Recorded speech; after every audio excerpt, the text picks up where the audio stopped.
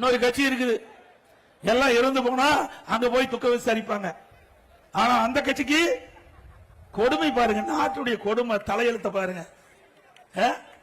எதுக்காக வந்து இருந்தாங்க, ஏன் இருந்தாங்க, அந்த குடும்பத்தை இங்க வரவழைச்சு அனுதாபம் சொல்றாங்களாம். என்ன அது சினிமா அப்படித்தான் இருக்கும், டெக்னிக்கலா தான் இருக்கும்.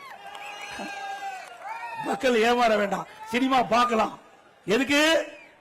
மனசுல இருக்கிற கஷ்டங்களை போக்குவதற்கு சினிமாவை பார்க்கலாம், ரசிக்கலாம், அதோட விட்டுறணும். நிஜ வாழ்க்கையில ஒத்து வருமா? நிஜ வாழ்க்கை வேற, சினிமா வாழ்க்கை வேற. தயவு செய்து இளைஞர்களும் பெண்களும் சிந்தித்து பார்க்க வேண்டும். நிஜ வாழ்க்கை என்பது கடினம், சினிமா என்பது கனவை போல.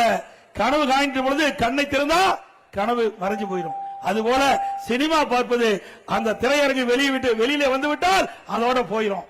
அப்படித்தான் நீங்க என்ன வேண்டும் என்பதை இந்த தயவு செய்து அல்கூர்ந்து நீங்கள் இளைஞர்கள் சிந்திக்க வேண்டும். சிந்திச்சு பாருங்க.